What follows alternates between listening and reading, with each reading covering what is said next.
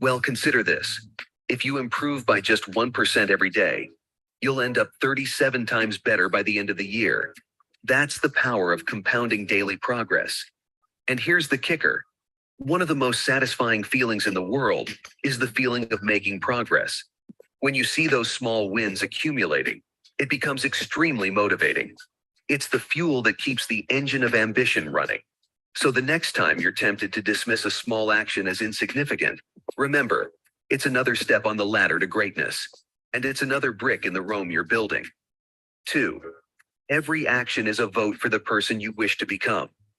Let's talk about identity, the core of who you are. You see, habits are not just actions, they're a reflection of your identity.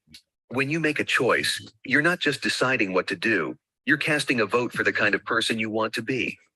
For instance, when you choose to read a book instead of scrolling through social media, you're casting a vote for being a learner rather than a passive consumer. When you hit the gym instead of hitting the snooze button. You okay? I got to build a whole new payments integration. Months of my Button, you're voting for a healthy lifestyle over comfort. But here's where it gets interesting. No single action will transform your beliefs overnight. It's the accumulation of these votes that gradually shapes your identity.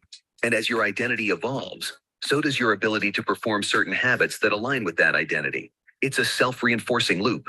So, if you've been struggling with implementing new habits, maybe it's time to shift the focus.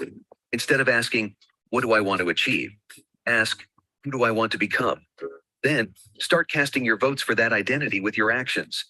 Remember, you're not just building habits, you're building a new version of yourself. 3. Consistency. Never miss it twice. Consistency is the unsung hero of success. You've probably heard the saying, consistency is key. But do you know why? It's because habits are not a one-and-done deal. They require ongoing effort. And that's where the principle of never miss it twice comes into play. Picture this.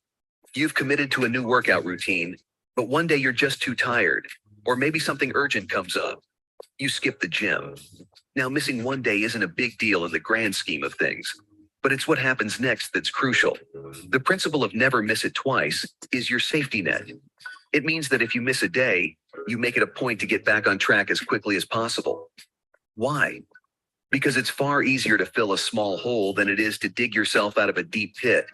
So the next time you slip up, don't beat yourself up. Instead, make it your mission to rebound immediately. This simple yet powerful rule can be the difference between habits that last and habits that fade away. It's not about being perfect. It's about being resilient. 4. Habit stacking. Building a new habit from scratch can be daunting. But what if you could piggyback it onto something you're already doing? Welcome to the world of habit stacking, a strategy that simplifies the process of habit formation. Here's how it works. You identify a habit you already have and stack your new desired behavior on top of it. For example, if you already have the habit of brushing your teeth every morning, you could stack a new habit of visualizing your goals at the same time. The existing habit serves as a trigger for the new one. The beauty of habit stacking is that it removes the guesswork. You don't have to figure out how to fit this new habit into your day. You simply attach it to something you're already doing. It's like adding a new piece to a well-established puzzle. Take a moment to think about your daily routines and identify where you can stack a new habit. It's a straightforward yet effective way to build new behaviors without overwhelming yourself. The goal isn't to change everything at once. It's to make sustainable changes that stick. 5. Love the process. Most people are obsessed with the end result. Whether it's losing weight, building a business, or mastering a skill, we're often fixated on the finish line. But what if I told you that the key to sustainable success lies not in the destination, but in the journey? When you fall in love with the process, something magical happens. You give yourself permission to be happy now. You find satisfaction in the daily grind, the practice, the incremental improvements. And guess what? That makes the journey not just bearable, but enjoyable. This shift in perspective is liberating. Instead of constantly chasing the next milestone, you find contentment in the present moment. You relish the sweat, the struggle, the small wins that most people overlook. And that, my friends, is a game changer.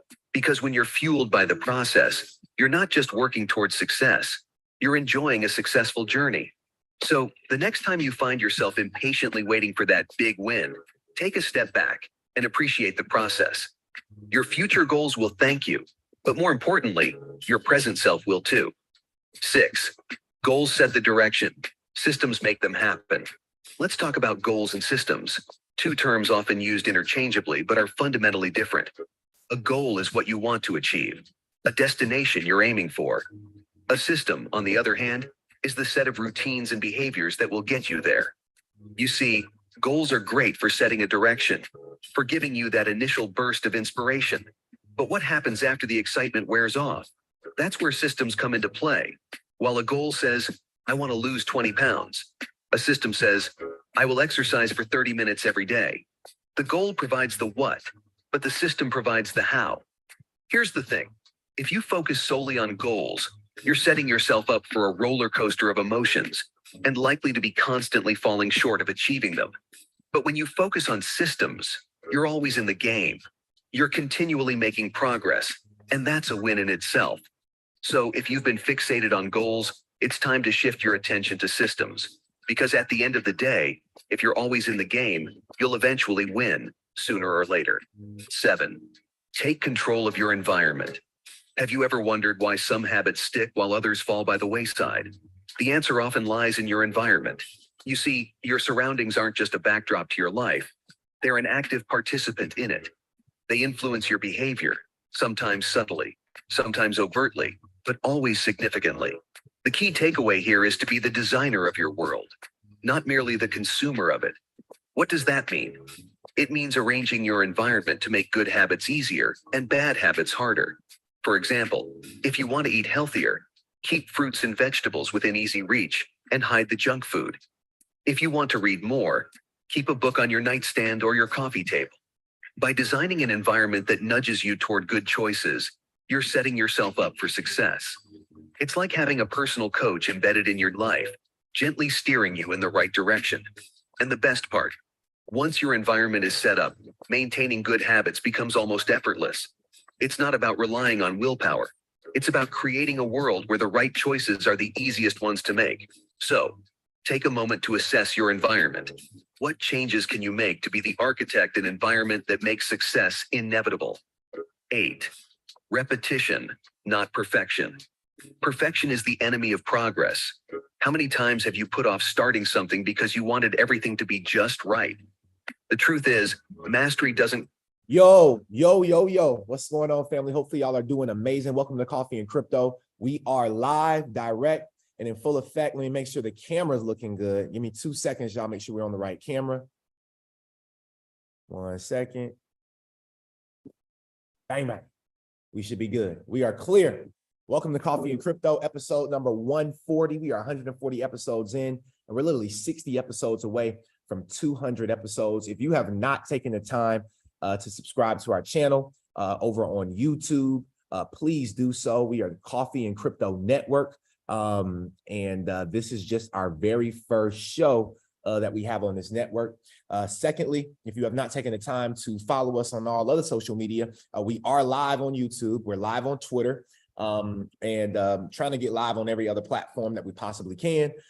So I do appreciate you all, and just the constant support, and just showing up to the show, leaving comments on our YouTube channel, leaving comments on Twitter. It really helps with the engagement, and it helps a lot of other people be able to find our show so they also can get blessed with this information.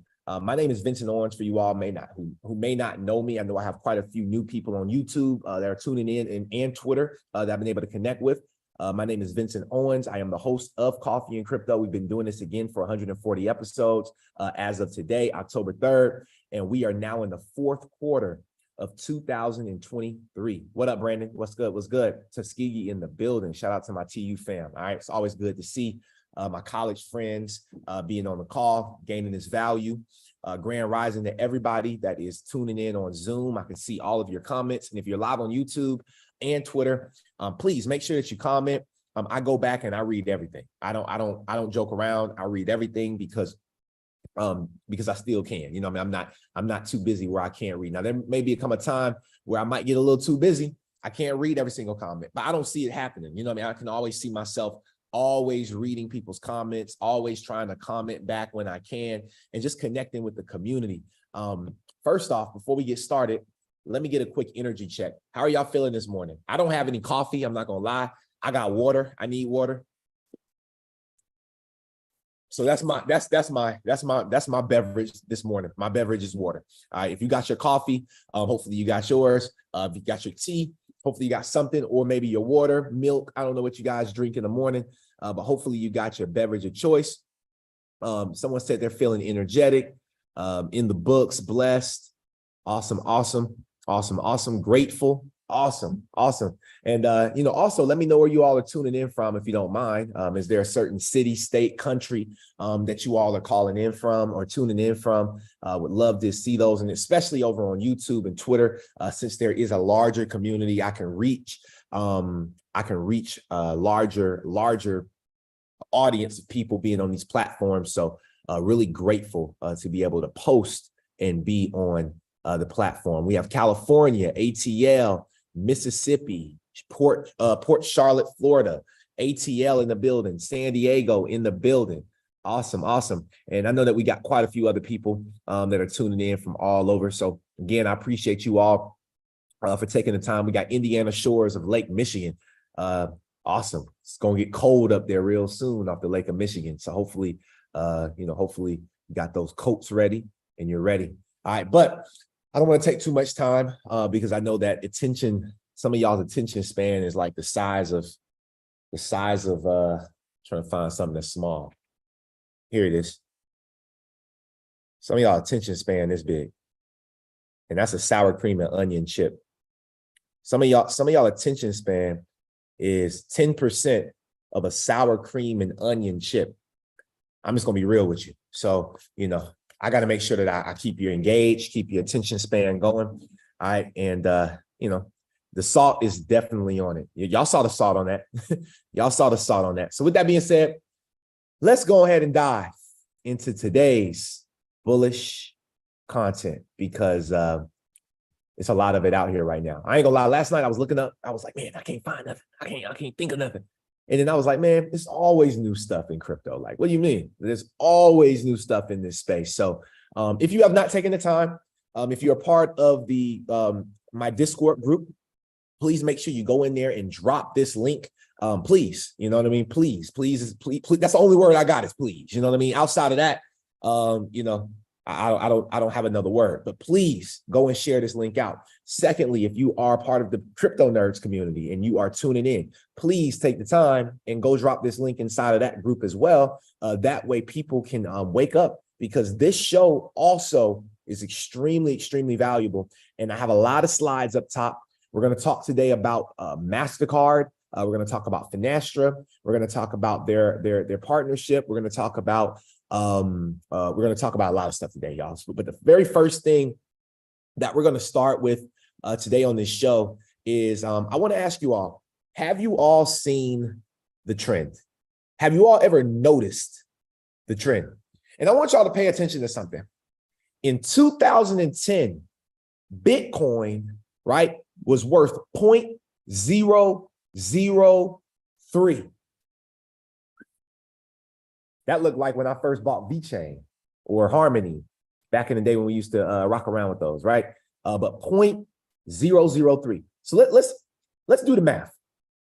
So what if you went and got, and I want to start this with a little math, right? What if you went and bought 10,000? Let's just go 10,000. Let's say you bought 10,000 coins at 0.003 per coin, right? There you go right there. I'm doing the math. Hold on. That's impossible. That don't even make sense. Y'all give me 2 seconds. Let me go to my real converter real quick. That just messed me up, y'all. The math I got messed me up. What math y'all got? Y'all let me know what math y'all got. But the math I got just got me, that right there was crazy. So I'm gonna go over here and I'm gonna pull up a chart really fast, and I'm gonna go down to the converter here on Coin Market Cap if I can find it, or when I find it. Here where is it? Converter. Where's the converter? They change this website all the doggone time, and it gets harder and harder to find the things that you're looking for. But we will find it. Y'all give me 2 seconds. Where's the converter at? Oh, see, it's on the side now. It used to be over here. See, it's on the side. All right, cool. So let's say XRP was worth 0.003 per coin. And let's say you went and bought 10,000. Oh, actually, that won't work because for some odd reason, it changes. Well, let me see if I can do the math again, because that math was crazy. What math did y'all get? 10,000 and then times 0.003. This can't be real. I don't think this is real. I want to see what math y'all got, but this is not making sense. So, but I got $30 on my side. I think it's $300. I believe it's $300, but I got $30 on my end. But I don't think it's that, because I know for a fact that when I was buying VeChain, I wasn't getting at 0.003. I wasn't getting that. So we're gonna say $300. I think my calculator's off right now. However, let's say you spent $300. Let's just get back to the point of topic, right? So what we're talking about was in 2010, Bitcoin was worth 0.003. If you went and bought 10,000 of them, it would have cost you around $300 from what I believe my math is supposed to be, right? By the end of the year, right, that same $300, the coin itself went from 0.003 to 30 cents. So in 2010, we could have bought it between 0.003 for Bitcoin and 30 cents. That's nuts, right? So 30 cents times 10,000. Okay. On my end, I got 3,000. So in 1 year, you could have turned a $300 investment. I think the $30 was okay. Cool. So you could have took a $30 investment. She said, I think, look, everybody over there is still trying to do the math. I already know how y'all do it. Like, everybody like, ain't no way. Everybody like, ain't no way. But look, that's how I felt too. So $30, scratch the 300, y'all. Scratch the 300. $30. Someone texted me, said, I got $30 too, bro. It's less than a penny. Hey, so $30 you could have spent and got 10,000 Bitcoin. I'm gonna let y'all do the math because y'all know where Bitcoin is today. And imagine having 10,000 Bitcoin. So let's pay attention to this trend. 2010, it was lower and it ended the year higher. 2011, it was lower, ended the year higher. 2012, it was lower, ended the year higher. 2013, it was lower, ended the year higher. Now, 2010 was the first halving, was the first Bitcoin halving, 2010. 4 years later, pay attention now, 4 years later, it started at $758. And what did it do? It dropped to 320. So during the halving, it dropped down 58%. But then the next year, we went back up 35%. 2016, we went up 125%. And then y'all see by 2017, when you had all of the ICO boom. ICO stands for initial coin offering. Okay, so you had your ICO boom. That took it from $968 to $13,860 in 2017, right? Then what did we see? By 2018, 2018 was the next what? The next what, family? The next halving. We saw it drop from 13,000 all the way down to $3,689, down 73%. So understand that every time the halving happens, what happens? It seems that the market drops. And then what happens after that? It goes back up and it recovers. So we ended up going from 3,689 to a little over 7,000. Then we went from a little over 7,000 up to 28,000. Then by 2021, 28,000 to around 47,000. Okay, these numbers are a little off, but again, y'all pay attention to what's happening. Okay, then what happened? 2022, right? by 2022, we saw what? We saw another drop in the market, right? So we saw this drop. We went from 47 down to 16. So what do y'all think is going to happen? That's the question. Paying attention, right? Paying attention, it seems like we have 3 years of positivity, and on the 4th year, we have a little negative. 3 years of positivity, 4th year is a little negative. So if we had a negative year this year in 2022, what do y'all think is going to happen in 2023? Y'all let me know what y'all gonna think. Just drop it in the chat box. Y'all just drop it in the chat box. Let me know what y'all think is going to happen in 2024, right? Because we're going into a new halving cycle, right? We're going into a new halving cycle. We have a new election date. We have all of this stuff that is about to happen, right? And I'm interested in seeing what you all think is going to happen. Well, I guess y'all don't think nothing's going to happen. Okay, cool. Cool. Get y'all energy up, man. It's too damn early. Get your energy up. Get your energy up. Life is energy and energy is life. Get your damn energy up. You want your crypto to go up? Get your damn energy up. You want life to go up? Get your damn energy up. People, stop playing. Comment. Comment. Put your damn hands on the phone, unless you're driving. Unless you're driving. But if you ain't driving, there's no excuses. Stop playing. Get interactive with this call. Be interactive on every call that you're on. It should be, you should literally be, it should be a priority. It should be a priority for all of us to have high energy in these times, y'all. Because look, 2022 is about to be over, y'all. And we're going into 2023, and it seems like we may see some bullishness. Right? Thank you. I appreciate it, O'Shane. Appreciate it, brother. All right. So I just wanted to share that with y'all real quick. Okay. I just wanted you to notice the trend. I saw this on Twitter. I thought that this was very interesting. And I wanted to give you all this because I want you to feel confident in what you hold. I want you to feel extremely confident in what you hold. I want you to understand that there are market cycles, family. Like, it's supposed to be down, and then it's supposed to go back up. And then when we go up, like next year, when crypto goes up, it's going to go back down. And that's okay. That's a healthy cycle. And I'm just speaking for people who are brand new to investing that may not have that confidence level that we've built over 5 years as a community together, family, right?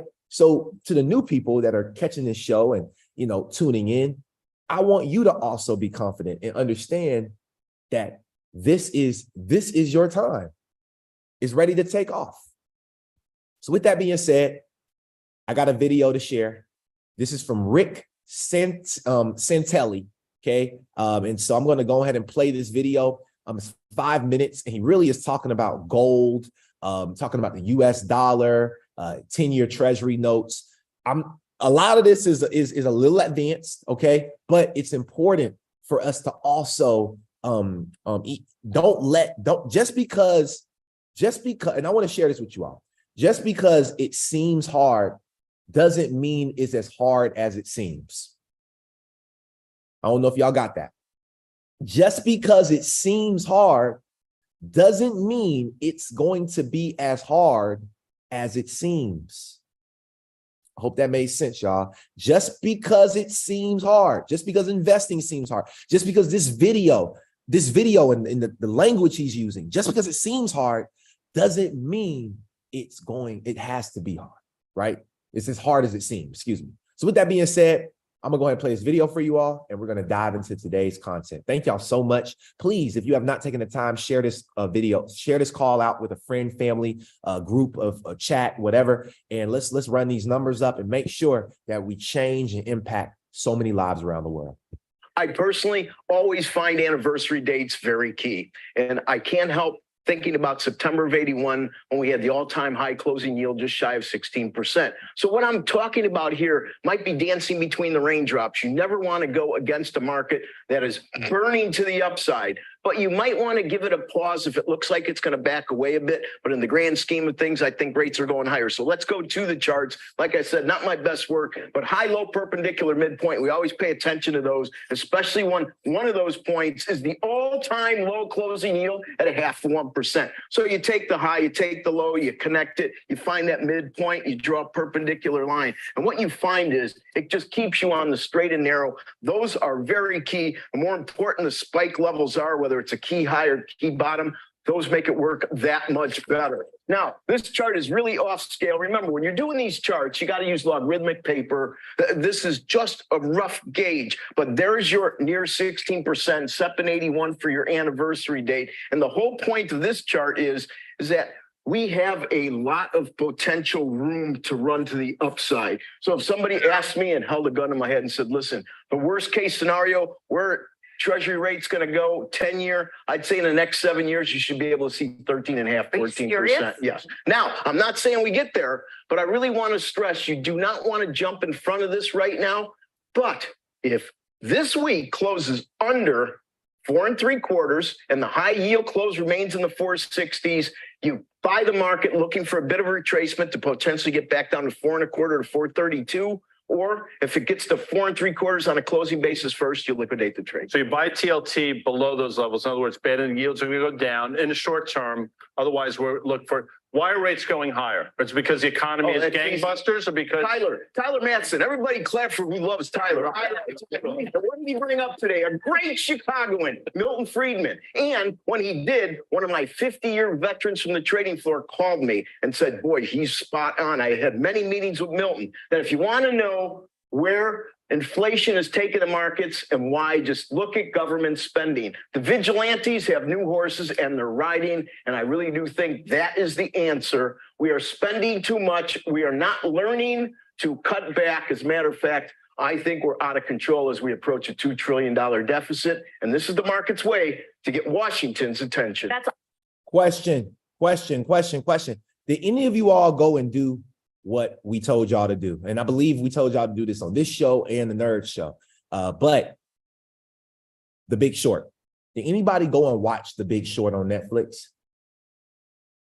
Anybody go watch that? Because if you went and watched that movie, this language is like, this language right here is nothing. You know what I mean? Like if you went and watched this movie, it was like the same thing. It's the exact same thing. History repeats itself. Yeah, The Big Short, right? So we're entering the month of October. You feel me? Let's get it. It's always been the case, though, hasn't it, to some degree, Rick? So no, why QE 13? QE changed everything. Right. So do you think that the Fed, whoever the Fed may be within the next 10 years, is actually going to allow a rate that is above 13%? You can squeeze a water balloon 9 ways from Sunday, but eventually it pops out somewhere. They are running out of little tricks to pull out of their bag. And in my opinion, the quantitative easing removed many signals in the market that now it's trying to put back in place. And they could do as they wish. If they keep tinkering with this, the problem is we have too many large economies that are going to be in the same boat. And who's going to end up buying this paper? Right. So the presumption here is you think the Fed put is done, and it requires the discipline for the Fed to stay the course. And I agree, and I'm a student of history, probably less so than you, but I think all the way back to the first shenanigans, I think of long-term capital, and I think of the Asian financial crisis, and I think that's where monetary accommodation went out of control. And I think it wasn't the 2007-8, I think it was 1997-98. BOJ, I think they're the biggest wild card here. And I heard over the weekend stuff that told me YCC is done. And I think that's a slingshot to U.S. yields higher. Oh, absolutely. And the Bank of Japan could actually pull the plug that drains the water on everybody's bathtub. And that's the real fear I have, is they have no idea how they could be the catalyst. They could be that one ping pong ball you throw in a room with a bunch of mouse traps with other ping pong balls. And then all of a sudden things start flying. Mouse. All right, so I'm gonna cut it off here. So the biggest question that I think is going on is will interest rates, because if you all haven't heard that the Fed has stopped raising interest rates for now. Question is, do you all believe, dang, got a little string right here. So it's bothering me, y'all. It's messing with me. Well, let me just tuck it in real quick. I don't like that. But anyway, so when when we're dealing with this, right, they're not telling the public what is really going on. The Federal Reserve cannot, if they continue to increase interest rates based on where we are right now, we will see the largest collapse in our economy. It's already happening, but that's why they have to slow those interest rates. Guys, they would love to continue raising interest rates. They would love to continue. However, there's something else that they have not told the general public. And I believe the reason why is because there'll be riots, right? But understand that a lot of people's pensions are non-existent, right? I saw some videos on Twitter and Instagram about that. But being transparent, some people's pensions are not even available anymore and they don't even know it, right? Imagine if they told the people in the United States and they said, hey, we are, number one, we're in $33 trillion worth of debt. Number two, we are in a recession right now. If you all did not know, we're in a recession. They did not tell us, they have not told the public that we're in a recession. Why? Because riots will happen. People will retaliate in whatever way they want to, because this is what happens. This is history repeating itself, y'all. Okay. So with that being said, just make sure that you are diversifying into other asset classes. It does not have to be crypto, but I would tell you guys to, like, I don't think Earn Your Leisure is telling our people the right. I mean, I'm not saying the right thing. I think they're telling the right thing, but Master Investor Ian, and I would love, I don't care. I hope somebody send this to him, but Master Investor Ian, Earn Your Leisure, I'll watch every episode that they talk about cryptocurrency. I listen to every single episode. They never talk about utility. They never talk about utility. All they really talk about, like yesterday, right, on Market Monday, I watched it. They talked about Sam Bankman-Fried. They talked about FTX. They talked about Celsius. They talked about all the negative stuff that's happening that keeps people afraid from investing in the space. And they never get into the true technology. They never get into the true use case, right? And so it's important to have shows like this for our culture as well, right? That can really educate people. And that's why I say invite people. If they're getting on Market Monday and they're getting this information, and I know that they got the last 2-3 Market Mondays that they've been down in NFTs, down in crypto, understand that, like, never, not one time have our energy, the way that we feel about this space changed. I've seen so many other podcasts change their position on cryptocurrency based on the chart, the emotional intelligence chart. When it's up, they're up. When it's down, they're down. When it's halfway, they halfway. When it's consolidating, they consolidating. I'm telling you right now, you need to have your family and friends get on shows like this, so that, because not one time have you had me say anything negative about the space. We talk about negative actors, but we always bring it back to the technology. Today, I'm bringing it back to the technology. There's nothing different. Welcome to Coffee and Crypto. Let's dive. Let's dive. Y'all give me 2 seconds. Let's dive. Y'all ready? Are y'all diving with me or what? Y'all diving in? Just let me know if y'all diving in with me. All right? Because from this moment forward, it's going down. Oh, yeah. And then also, it's October 3rd. My birthday is October 12th. I'll be 31 years old.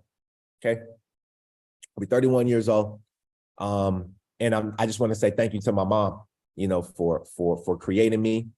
And I'm really excited. And then I have another announcement as well. Shout out to O'Shane. My boy is the 5th. Oh, coming right up. My boy, O'Shane, 36. You related to Pharrell? He got to be related to Pharrell. He got to be related to Pharrell. Like, he got to be a vampire. Ain't no way. All right, yo. And I got another announcement before we dive into this stuff. Remember, this is a family call, y'all. So when I see family hop on, I want to shout the family out. I want to say congratulations. And can we do a big, go ahead and get your phone out and just type in. Don't press send yet, but type congratulations, because this is a big one. I want to congratulate my brother and sister now. I'm not gonna lie, life happened, y'all, and I do not know if I will be able to make it. However, y'all have all of my love, my prayers, and my congratulations as well. I want to congratulate Michael and Elvis for getting married on this October 6th through the 8th. They will be 4 days to go. Literally, I got the invitation up right here. You know what I mean? This is them right here. This beautiful, beautiful, beautiful couple. Congratulations to y'all. They have been a part of the coffee and crypto community for like almost a year now, plenty of months. And, life has happened. But, at the end of the day, I just want to say, I love y'all. I'm proud of y'all, and I'm wishing you all nothing but the best from coffee and crypto, and congratulations on your new journey. And you already know we're here for y'all, and we are definitely going to be growing together. So thank you so much for being here. And I appreciate y'all for congratulating them as well. Okay. And shout out to Ms. Zuli. Look, we got a lot of celebrations. Ms. Zuli just celebrated 25 years. Some of y'all ain't even 25 on the call. Sheesh. Congratulations. Congratulations, Ms. Zuli. All right, cool. Now let's go ahead and dive into this right here. Okay. Now, first thing we're going to start with crypto is we're going to start with Patrick McHenry. And last week, his opening ceremony, I didn't get to share this one. I saw it later, but I still wanted to share this. This is an opening ceremony to Gary Gensler. And while you're watching this, guys, please go drop this link because it's about to get bullish. So please go drop this link again inside of every group chat that you can, as long as the administrator does not mind. I don't want people hitting me up talking about why you know what I mean? Like make sure that it's accepted. But if y'all don't mind, please go send this link out and let's run these numbers up on the Zoom, YouTube, and Twitter. Let's get it. Welcome back, Chairman Gensler. Last time you were before the committee, I voiced my concerns regarding your reckless approach to rulemaking, lack of capital formation agenda, crusade against the digital asset ecosystem, and unresponsiveness to Congress. So many things change, so many things remain the same. Those are the same issues on the docket today. This means that in the last 5 months, you've done nothing to remedy the legitimate and often bipartisan concern expressed by this committee and these committee members. That is disgraceful. So let's run through them again. Let me be clear, Chairman Gensler, our patience is wearing thin. First, the Securities and Exchange Commission's current approach to rulemaking jeopardizes the integrity of our financial markets and puts investors at risk. There's a critical need for comprehensive economic analysis of the rules you've proposed and their interaction with one another. Under your leadership, the Commission has failed to adequately assess their interplay and cumulative impact. That's shoddy work for an important agency and does not adhere to the SEC's mandatory statutory authority. While the Securities and Exchange Commission is engaged in a wide-ranging regulatory agenda, you seem to have overlooked the importance of public input, resulting in bipartisan bicameral concerns. Members of both sides of the aisle have raised valid concerns regarding the MiFID relief, swing pricing, hard close, as well as your equity market structure overhaul. The Securities and Exchange Commission has taken no action to address these concerns. Second, you continue to fail to prioritize capital formation. Among your expansive rulemaking agenda items, there is not a single initiative aimed at improving access to capital or enhancing market competitiveness. Third, your efforts to choke off the digital asset ecosystem, which has created real harm for consumers and our markets, is clear to all. You said the law is clear, but your actions have created more confusion and lasting damage. Wow. Chair Gensler, you've also said your goal is consumer protection. Yet your actions have pushed legitimate digital asset activities outside of regulated financial institutions where consumers are best protected. Wow. On one hand, we've seen bipartisan votes in Congress in this committee to provide clear rules of the road and real consumer protection. And on the other, we've seen your ad hoc regulation by enforcement approach to digital assets on a losing streak in the courts. Man. You refuse to be transparent with Congress regarding your interactions with FTX and Sam Bankman-Fried. That's the investigation we started last Congress. Finally, your lack of responsiveness to this committee's legitimate oversight continues to be unacceptable. And I want to finish here. In February, the committee made multiple requests for documents to the Securities and Exchange Commission. This is normal congressional oversight. Yet 7 months later, the committee has not received a single non-public document that was not part of a FOIA production. As I said, our patience is wearing thin. The SEC is not above the law, nor is it unique. Other financial regulators have routinely complied with congressional oversight. So let me be clear. I do not want to be the first chairman of this committee to issue a subpoena to the Securities and Exchange Commission. And you should not want to be the first SEC chair to receive a congressional subpoena. Either we find a path forward where the SEC recognizes Congress as a co-equal branch of government and is responsive to our oversight duties, or my option is to issue a subpoena. It's time for you to...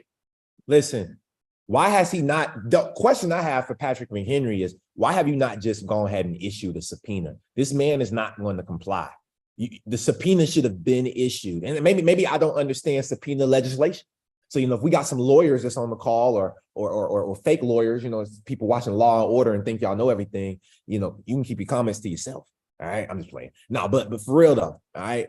For real though. Why has he not already issued the subpoena? Maybe there's a time frame. You know what I mean? I don't know, but he needs a subpoena ASAP. And the digital asset investor asked the same exact thing. That's where I got that question from. Why has he not already issued the subpoena? Just some things to think about. Let's keep pushing forward, family. Okay, just keep pushing forward. Now, we heard him talk about Sam Bankman-Fried. And if you all have not heard, this news has come out that Sam Bankman-Fried reportedly wanted to pay Donald Trump $5 billion to not run for president in 2024. I ain't gonna lie to y'all. I wouldn't have ran. One of the most shocking passages in this book, I thought, came with this revelation that Sam had looked into paying Donald Trump not to run. That only shocks you if you don't know Sam. Sam's thinking we could pay Donald Trump not to run for president. Like, how much would it take? Did he get an answer? So he did get an answer. He was floated. There was a number that was kicking around, and the number was kicking around when I was talking to Sam about this was $5 billion.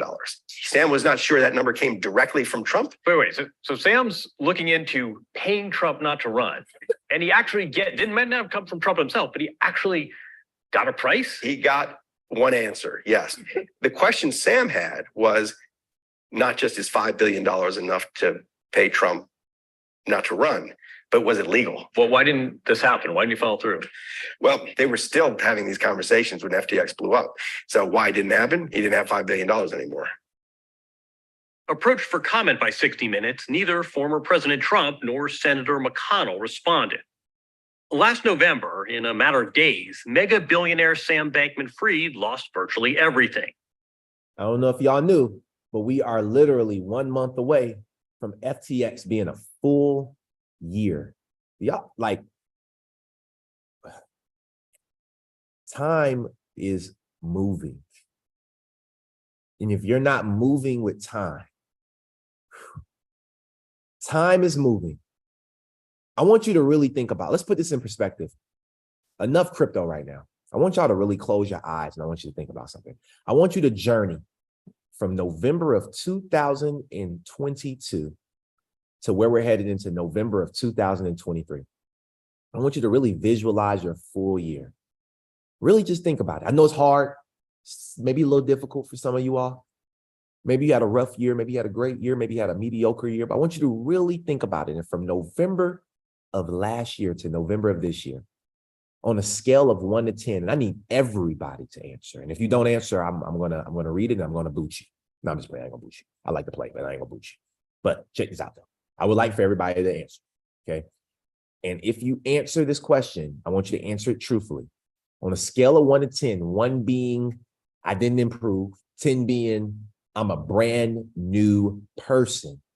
I want you guys to drop how much improvement have you improved as you close your eyes, you visualize November to November, right? This case has improved. The news has improved. So I know that you had to improve as well. And if you did not improve, that's okay. Because guess what? Another November is on the way and you have another November to get your act together. I'm going to open my eyes now and I'm going to take a look and see how much you all feel that you have improved. Amazing. Amazing. And this is for yourself, right? This is for you. This is for you, right? I put a 10. I put a 10 for myself. I feel like I've improved so much, y'all. Like I've improved so much in so many different ways. I've been improving. I've been getting better, and I've been adamant to get better. Okay. Awesome. I'm happy that y'all are engaging, man, and dropping that, because it's important for yourself, right? In order for a prisoner to get out of prison, he must first know that he's in prison. Okay. Let's keep going forward. Grayscale's Twitter dropped this on October 2nd. We're proud to announce that NYSE, which is the New York Stock Exchange, ARCA, has filed Form 19B4 with the SEC to convert Grayscale Ethereum Trust into Ethereum Spot ETF. Family, this is the play that could take Ethereum to $10,000. This is the play that could take Ethereum to $10,000. $10,000. I believe that this is the play. This is the play. Because understand something. Their ETF, they're going to put every major token as an ETF. I told you all Bitcoin's already happening. Ethereum's on the way. And if you don't believe that an XRP ETF is on the way, you might want to go back a few episodes. I don't even know. Did they snatch my YouTube down before then? I don't know. But you might want to go back a few episodes and check it out. And if not, I'll cover it again coming up here in a few. But yes, so the Ethereum ETH launched in March of 2019 has grown into the largest Ethereum investment vehicle in the world, with the AUM of nearly $5 billion, representing 2.5% of all Ethereum in circulation. Grayscale is the behemoth. And if you think Grayscale is only one, wait until BlackRock announces their Ethereum ETF. And I believe that that'll be announced. We'll probably be announcing that on Thursday's call, because time is moving and you should also be moving with the time. Okay. So let's open up this article real quick. Okay. So the world's largest asset manager today announced this announcement that we talked about, right? This comes on, the filing comes on the heels of the SEC's clearance of the first Ethereum's future ETF. At Grayscale, our unwavering commitment is to offer investors transparent and regulated access to crypto through product structure that are familiar, says the CEO of Grayscale. As we file to convert ETH into an ETF, the natural next step in the product's evolution, we recognize this as an important moment to bring Ethereum even further into the US regulatory perimeter. This is big. This is huge, huge news. Okay. Adoption. I love to see it. I'm no longer here to, I don't bash banter Bitcoin. I don't bash banter Ethereum. I don't bash banter Solana. I don't, because they're all valuable. They're all valuable. We're all one. It's all about interoperability. And that's why I wanted to talk about this next. Shout out to Chad Steingraber. Okay. And so this guy always has great stuff on Twitter. Talks about MasterCard, right? MasterCard. And I want to pull this up right here. On September 19th of 2023, which was last month, this is fresh out. 7 blockchain and digital asset startups joined MasterCard's global startup engagement program to scale innovation, simplify the movement of decentralized financial assets, and more. Okay, so literally, blockchain is here to stay. It's not going anywhere, right? Now, pay attention. Around August, in August of this year as well, there was a meeting. It was a cross-border payments meeting. And the members that were there were Cross-Border, Finastra, IBIS, and MasterCard. I went and found the video for you all. I had to go search for this video. I found it on the Finastra website, and this came out August 11th, 2023. Only 15 minutes and 29 seconds. Super, super impactful. We're not going to watch the whole thing together, but I do have a couple of minutes that I want to play for you all before we move further into the video. Please drop those coffees all around the world on every single platform and make sure you share this out. And if you're on YouTube, Twitter, please smash that like button. Please subscribe to my channel. I'm 2 people away from getting back to another 400 subscribers. So if 2 people can go and follow, subscribe to the channel right now, it's Coffee and Crypto Network. Please, please, please help me get to 400 subscribers as we try to gain our way back to 1,000 subscribers with our last channel. Welcome to Coffee and Crypto, and I appreciate you all for being the best part of the show. Other thing that I'd mentioned that this partnership with IBIS and Finastra has brought us is it enables us to target a segment of banks that's been largely overlooked. So the smaller banks, the credit unions, as well as a lot of banks in the Caribbean region have been de-risked. So we're really targeting those end users that for a long time have not had the quality of service or the speed and transparency that they would get from potentially a much larger institution. Yeah, I think that's a great point around broadening access to these benefits for the smaller institutions that you referenced. And finally, as we have all of you here, I think it would be great to focus on the benefits of partnerships and collaboration. This time, let's start with Clark and then go over to Mark. Talk to us about the partnership with Finastra and the value that created. And I know you've touched a little bit on it, but let's really focus on the partnership element. Yeah, so the partnership between Finastra and ourselves for many years has brought technology and connectivity to the region, Caribbean as well as Central and South America, while being part of a what we call mission critical infrastructure for our clients. It now enables us also to tap into new technology, new networks in an easy way for our clients. So it really adds tremendous value to what we have built up over the years, the relationship that we have with our clients and a technology partner that provides a smooth and reliable platform for the region. Yeah. Great. And Mark, over to you. And if you could also touch on some of the early successes of the partnership, that would be great. Yeah, absolutely. So for us, it's aside from allowing us to target banks that we typically wouldn't target just because they don't have the financial or technical resources. It's really helped us get our banks into market and live much quicker than they would if they were doing the integration on their own by offering a pre-integrated solution. For us, it's all about how do we scale more quickly, right? So leveraging partners like IBIS and Finastra enables us to tap into their customer base and significantly reduces the level of development that's required on behalf of the bank because they're already connected to the Finastra and IBIS infrastructure.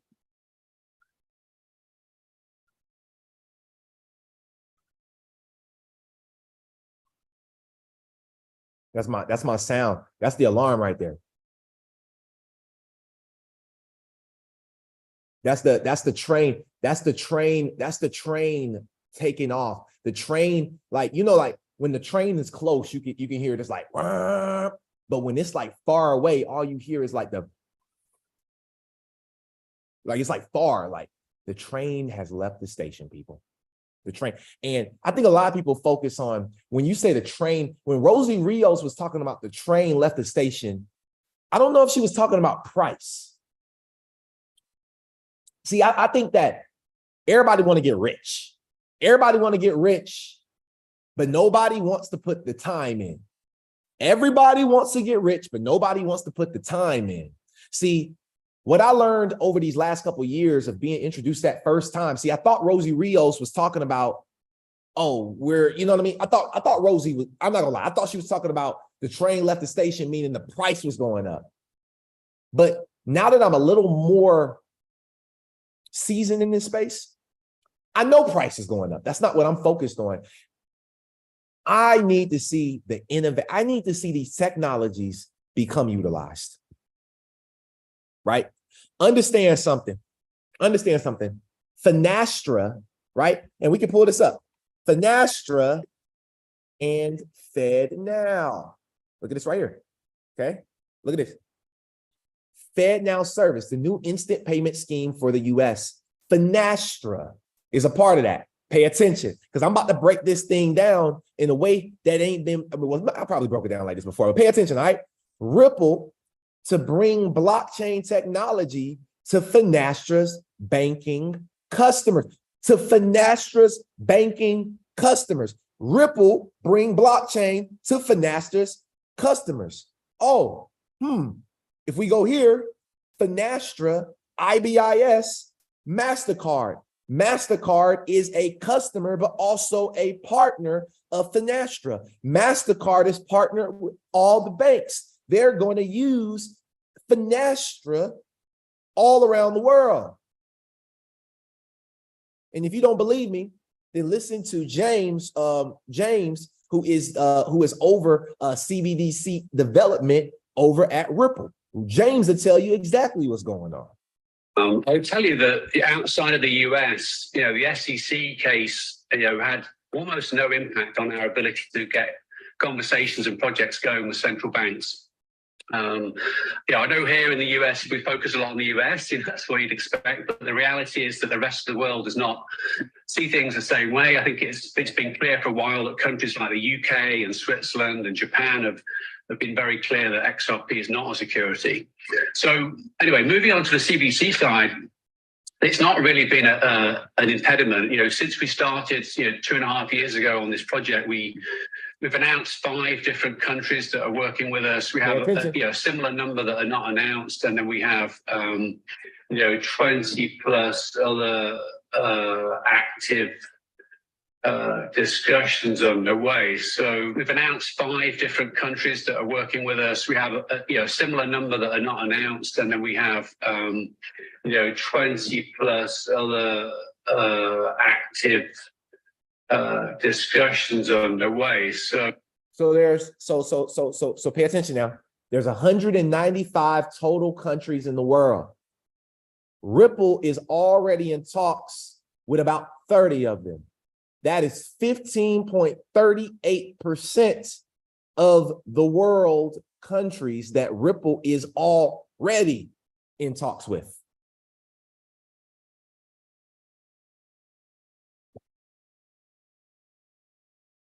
I don't know.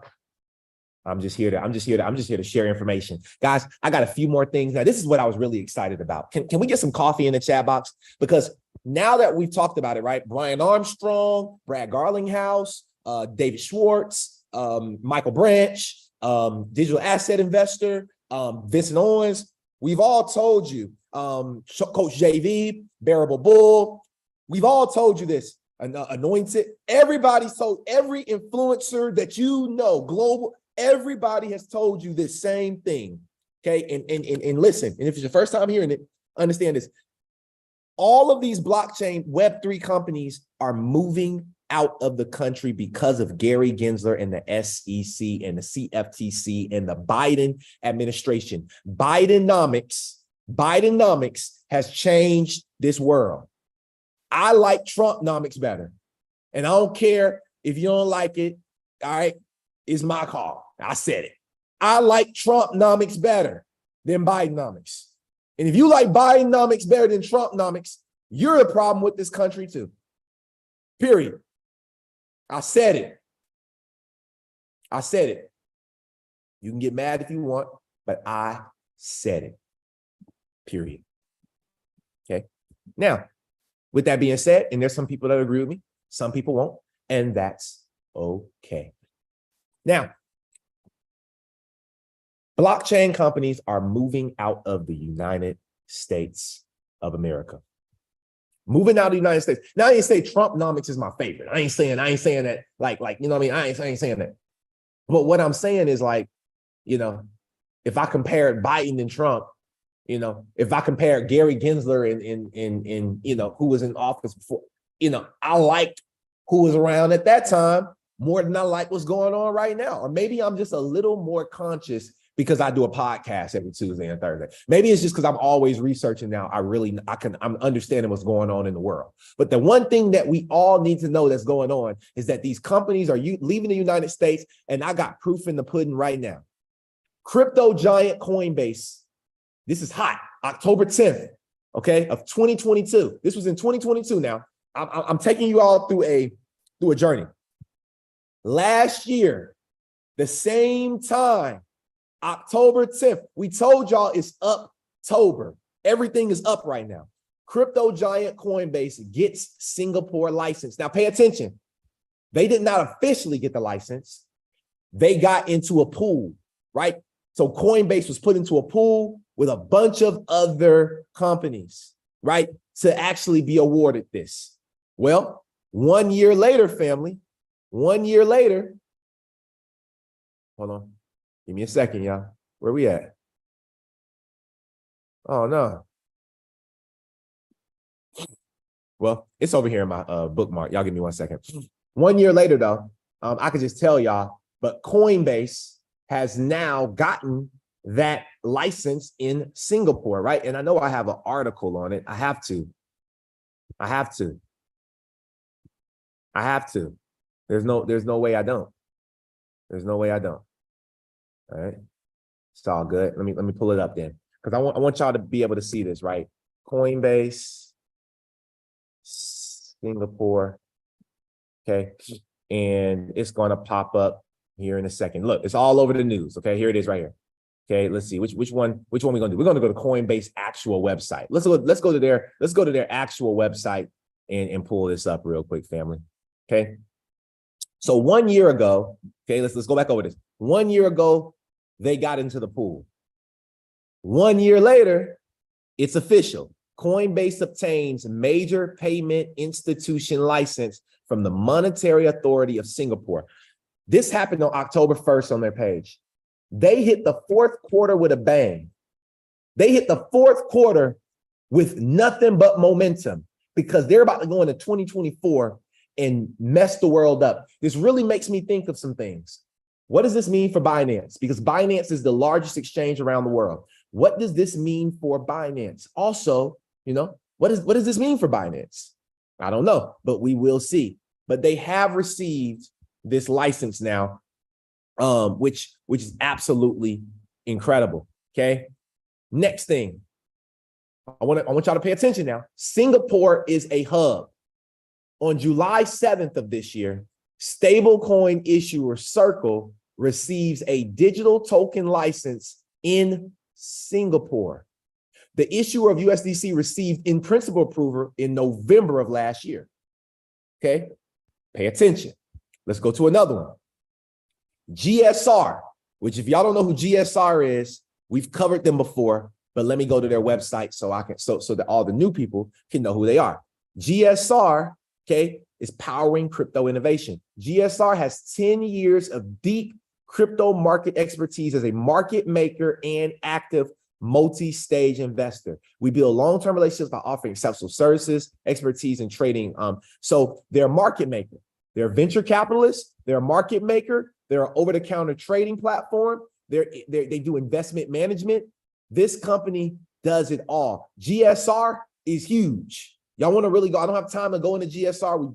We've dove deep into them in one of the episodes before. But I also wanted to show you all this, right? That even GSR last year did it. And on October 2nd, this dropped yesterday too. October 2nd, GSR receives in principle approval from the Monetary Authority of Singapore. Well, you know who else, right? You know who else got a license, right?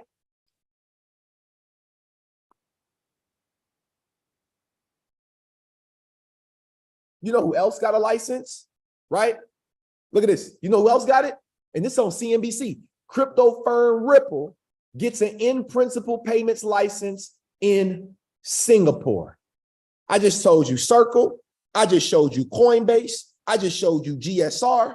There's also articles that crypto.com is also one of those companies that has that specific license in Singapore, right? And Ripple. But Ripple was the very first. They were the very first to get it. Singapore is one of the crypto capitals of the world. Yes, the technology's continuing to go crazy right now, y'all. We're seeing real world use cases, real world utilization. They're getting these licenses. And this is the type of bullish stuff that we need to see to keep our faith in continuing the dollar cost average into these doggone assets and not listen to people like Ian Dunlap. I don't care. Ian Dunlap and Earn Your Leisure and whoever else has negative things to say about my space, because this is because there's always positive with the negative. But when you're a show and you only show the negative and you won't show the positive, come on, man. I'm just saying. And I ain't trying to beef with her. I'm just saying, like, for real. Like, period. Okay? Now, last thing that I got to share before we get up out of here is two things, okay? First thing here, I just found these interesting, but there's a company called Galileo Financial Technologies. Y'all can take a look at them. Okay, but Galileo Financial Technologies is now a service provider for FedNow. Do you know that they're connected to Uphold, MasterCard, Discover, Visa, SoFi, Amazon Web Services, Apple, Google, and Samsung Pay, right? Galileo Financial Technologies. This is the FedNow website. And as you can see, service provider showcase. Okay, pay attention. I just want y'all to see what's going on here. Okay, close the payments in crypto gap. That's what their solution is. Pay attention. Galileo has your solution. If you're storing and converting crypto into fiat currency, we can optimize your digital currency offerings and crypto wallet solutions that allow your customers to spend in real time with our many issuing bank partnerships. Pay attention. Keep paying attention. Okay. Uphold. I don't know if y'all heard about it, but I saw this update. I didn't know who the heck Galileo was. I mean, I know who Galileo is, but I didn't know it was a company.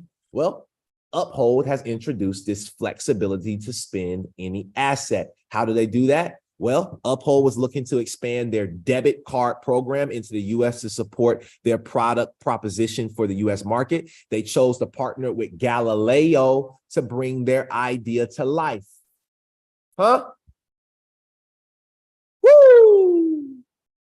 I'm just saying, man, we bullish over here on this side. And the last announcement that I have for y'all is none other than from my girl Carmel Cadet, who is one of the youngest Black women in the world that is really killing it. And like, she's absolutely demolishing this space of crypto. She makes me proud to be in this space and just be, you know, African-American in the space, learning, building a business, building a brand, whatever the case may be. Very, very proud. And so she is the founder and CEO of MTech. She tweeted on her Twitter last night, MTech Inc. and yesterday, MTech Inc. and HBAR Foundation in Ghana. Guys, you're not ready. Hashtag loading. Just like that. Look at this right here. Boom. Kindly supported by, and this is on her page, MTech, Hedera, HBAR, Amazon Web Services. Guys and ladies, it's only a matter of time before we reap everything that we sow. There is a principle to life, and I'm gonna share this principle. And if anybody got one thing you like, learn, to love, please raise your hand up, and I'm gonna call on you. But check this out. Understand this: the principle to life is very simple. If you sow, ye shall reap. It did not say if you sow, you won't. There's a chance that you won't reap. If you sow the right seed, ye shall reap. If you sow the wrong seed, you'll reap too, but you'll reap the things that you don't want. So you either sow the right seed, or you sow the wrong seed, or you sow no seed. But I'm gonna tell you, out of those three, only one gets you to your dream, and that is sowing the right seed. Here on Coffee and Crypto, we sow the right seed. I want to say thank you all so much, right? So much for being a part of this. I appreciate the comments. Absolutely. So is there anybody that has anything you would like to share, one thing you like, learn, to love before we get up out of here? Let me go on and call on my brother. Go ahead, Bo. Man, I ain't saying too much. You already know the energy I'm coming with. Let's go. We too bullish. Let's go. Let's do it. I love y'all. Nerds, we taking off this year for sure. Let's go. Hey, if there's anybody that has anything to say, please make sure you raise your hand. Just type in the comments. I got something to say. But yo, I already know, man. Look, it's the same people, and I don't care. I want the same people to come up and speak every time. I don't care about like for real. Like if it's the same people, I appreciate y'all. Let's get it. What up, Billy? Sometimes I just lay back and watch. I don't know. Look, do you keep accumulating, or do you just? Some influencers just say, "I got my bag, and that's where I want to be," and you come up with all this info. You see all that about H-bar, and you think H-bar is a nickel. Do I just not buy anymore because I think I have enough? Because Bitcoin was a nickel and now it's 30,000 freaking dollars. I mean, how do you figure?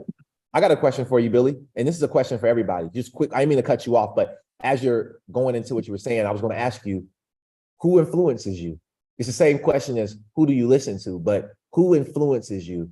And I think sometimes we have too many influencers that influence us. And I saw the same thing from Crypto Mason, for specifically. Crypto Mason said, I'm not buying no more XRP because I've reached my goal. But something I learned from my mentor, David E. Monetier, something I learned from him, and Anointed was in the room when he said this to me, and Anointed, he said that success is a moving target. So if you're not continuously moving your target for success, then what level of success are you truly trying to have? So that's all I had to say, Billy. I didn't mean to cut you. I just wanted to say that and just answer your first question as to like the question I challenge you is, who influences you? Do you have too many people influencing you? Do you not have enough people influence you? How do you feel about that? Yeah, well, I just see, as you're, darting around sometimes, you'll have people that say, this is where I am. It's just that, I don't know where I am yet, but, my wife freaks out a little bit when I say I want to do something else, "Oh, why do you do this? This is all you do." Yeah. But it's like, it is encouraging, it's hard to figure out. Yeah. But, and you said something a minute ago. I can't remember exactly what you said, but if you, about the three choices, you get, you accumulate, you reap. But if you don't, if you sow the right seed, you can sow the wrong seed or sow no seed. If you put your good seed that you've sowed and paid attention to and put it on the ground, it ain't your seed. Not your seed. Not your seed. Go ahead, brother. Oh no, I was just making fun. I was just playing with you. I said, not your seed. That's right. You gotta store it. You gotta know how to store it. You have to know how to use it. You gotta know how to use it. The uphold thing. I hear Mo Crypto talking about, man, I wish that uphold card to come back, and being able to spend your money like that. That's a great way to off ramp. But what the hell is off ramp? Oh, that's another thing, another seed. That's another thing. You have to know what to do with it. Got to train. Probably is on the tracks. But it's Billy lives on the tracks too. It's just the other side of the tracks. But you got to know how to accumulate it, and you also know how to store it, and you also need to know how to spend it. You need to know how to exit. It's not about just sowing. It's about knowing what you're sowing. Man, it's all good. I love that. And then one last key that I got for everybody is like, because I talked about the 3 seeds, right? But then check this out. This is just some food for thought, y'all. This is just like, this locker room talk now. All the people that need to go, they gone. So we in the locker room now. Okay. This is the real team. So understanding that okay, if you sow the right seed, but you don't go water it often every day, or you don't go water that seed every day. If you sow the wrong seed and you don't water it every day, you don't take care of it every day, it doesn't get the right sunlight every day, then that seed does not grow. The same thing. And that's why we call it bamboo season, because the bamboo seed takes 5 years to grow 90 feet, right? It takes 5 years. But a lot of people don't realize that they got to put in that 4 years. They got to put in that 5 years of not seeing anything uproot.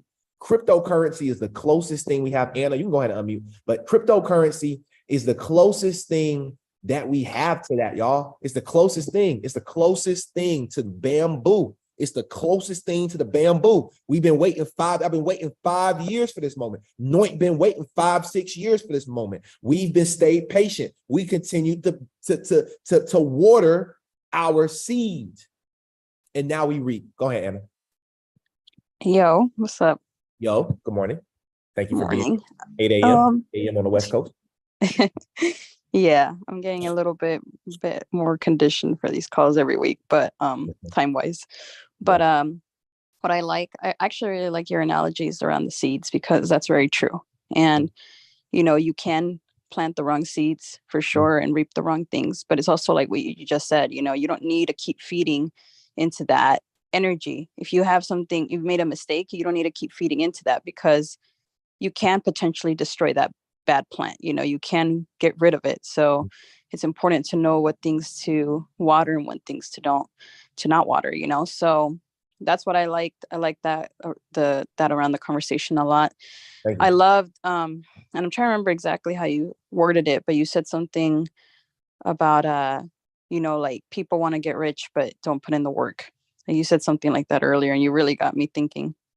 Man, I'd be acapella. I don't know what I said.